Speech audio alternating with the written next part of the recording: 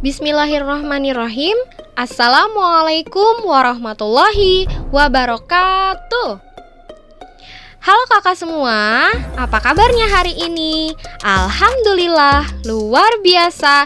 Tetap semangat bersama Al-Muiz. Allahu Akbar.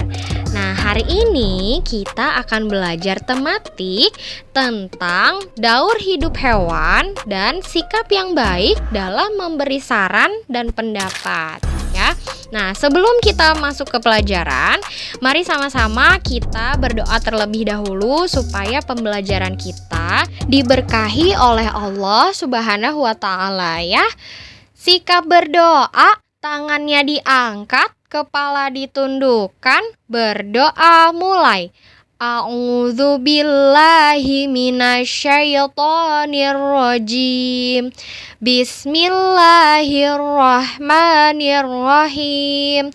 Alhamdulillahi rabbil alamin.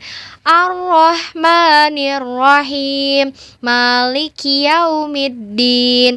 Iyyaka na'budu wa iyyaka nasta'in. Ihdinas siratal mustaqim. Siratal ladzina an'amta 'alaihim ghairil maghdubi 'alaihim waladdallin. Amin. Rabbi zidni ilman warzuqni fahman. Rabbi shrahli sadri wa yassirli amri wahlul 'uqdatam min lisani yafqahul qawli. Amin. Nah, materi yang pertama yaitu tentang daur hidup hewan. Apa itu daur hidup? Daur hidup adalah pertumbuhan dan perkembangan makhluk hidup mulai dari lahir atau menetas hingga dewasa. Jadi, siklus yang terjadi pada hewan mulai dari hewan tersebut dilahirkan dari induknya ataupun menetas. Nah, lalu hewan tersebut menjadi anak dan tumbuh hingga menjadi hewan dewasa. Nah, siklus tersebut dinamakan daur hidup hewan. Nah, seperti contoh yang bisa kita lihat di halaman 104. Bisa kita lihat juga ya Kak di slide. Di sini Bunda ada contoh daur hidup ayam dan daur hidup kucing, ya. Nah, daur hidup yang terjadi pada hewan berbeda-beda nih Kak. Ada yang lahir dan menetas dengan bentuk yang mirip dengan induknya. Contohnya yang terjadi pada ayam, burung, dan kucing. Untuk daur hidup ayam bisa kita lihat pada slide ya Kak. Mulai dari telur, lalu telur tersebut menetas dan menjadi anak ayam. Nah, anak ayam tersebut akan tumbuh dan berkembang sehingga menjadi ayam dewasa. Berbeda dengan yang terjadi pada kucing. Kucing dilahirkan oleh induknya dan memiliki bentuk yang mirip dengan induknya. Nah, bermula dari bayi kucing, lalu menjadi anak kucing, lalu tumbuh dan berkembang menjadi kucing dewasa. Nah, ada pula hewan yang terlahir dengan bentuk yang berbeda dari induknya, dan hewan tersebut mengalami perubahan bentuk. Contohnya yaitu hewan kupu-kupu. Kupu-kupu mengalami proses perubahan bentuk yang bertahap. Mulai dari kupu-kupu tersebut akan bertelur di daun, lalu setelah bertelur beberapa hari, telur tersebut akan menetas dan menjadi ulat atau larva. Ulat memakan daun setiap hari sehingga ulat tersebut akan bertambah besar. Nah, ketika ulat tersebut sudah merasa cukup, ulat tersebut akan berhenti makan untuk beberapa saat dan ulat tersebut akan membuat lapisan yang menutupinya hingga menjadi kepompong, betul, atau pupa ya namanya. Nah, setelah 1 atau 2 hari, pupa tersebut akan mengeluarkan hewan yang cantik sekali, yaitu kupu-kupu. Nah, kakak, siapa yang suka minum madu? Nah, ada yang tahu madu itu berasal dari mana? Madu adalah minuman yang mengandung banyak sekali khasiat, ya, atau manfaat yang baik untuk tubuh. Jadi, madu itu sangat baik untuk dikonsumsi oleh kita ya, Kak, karena memiliki banyak sekali khasiat yang berguna untuk kesehatan tubuh kita. Madu dihasilkan oleh lebah penghasil madu.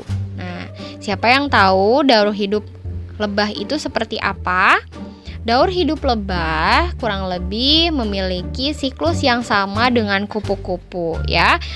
Berawal dari telur, lalu menjadi larva atau ulat. Larva tersebut tumbuh menjadi pupa dan semakin besar semakin menjadi lebah dewasa. Materi selanjutnya adalah cara memberikan saran dan tanggapan yang baik. Nah, Kak, apabila kita ingin memberikan saran kepada orang lain, kita harus memberikan saran dengan kata-kata yang sopan, ya. Begitu juga ketika kita memberikan tanggapan atas saran orang lain. Jadi ketika ada orang yang memberi saran kepada kita, nah kita harus menanggapinya juga dengan kata-kata yang sopan, ya. Nah, di sini ada contoh, Kakak bisa sambil lihat bukunya halaman 108. Nah, Bunda jelaskan sedikit ya tentang saran dan tanggapan. Saran adalah pendapat, usul atau anjuran yang dikemukakan untuk dipertimbangkan. Nah, saat memberikan saran, gunakanlah kata-kata yang sopan seperti misalnya dimulai dari kata-kata sebaiknya, atau bisa juga lebih baik lagi, atau bisa juga seharusnya. Nah, awalnya seperti itu ya, Kak, supaya terdengar lebih sopan. Sebagai contoh, misalkan ada temanmu yang terlambat datang ke sekolah karena bangun kesiangan. Nah, saran seperti apa yang bisa kita berikan kepada teman tersebut? Nah, misalnya nih dari Bunda, sarannya adalah sebaiknya kamu memasang pengingat waktu agar tidak terlambat lagi. Seperti itu ya, Kak, contoh dari kalimat saran. Nah, kalau tanggapan adalah sambutan yang berisi komentar terhadap suatu ucapan. Jadi, tanggapan adalah sambutan dari saran yang diterima tadi. Sebagai contoh, ketika tadi kakak memberikan saran kepada temannya untuk pasang pengingat waktu, nah temanmu tadi juga harus memberikan tanggapan dengan kata-kata yang sopan. Contohnya, temanmu bisa menanggapinya dengan baik, terima kasih ya. Baiklah, sekian penjelasan Bunda mengenai materi hari ini. Tugasnya adalah menulis sebuah saran dan tanggapan dari permasalahan berikut. Permasalahannya adalah Dina bangun kesiangan, sehingga ia tidak sempat sarapan karena sudah terlambat datang ke sekolah. Akibatnya, Dina mengalami sakit kepala dan lemas saat beraktivitas di sekolah. Tulislah saran dan tanggapan yang bisa kakak berikan untuk Dina. Kerjakan di buku tulis ya, Kak. Terakhir dikumpulkan hari Kamis jam 9 malam.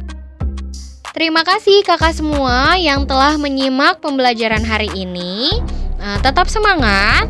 Jangan lupa sholat 5 waktu dan jaga kesehatannya ya, Kak. Wassalamualaikum warahmatullahi wabarakatuh.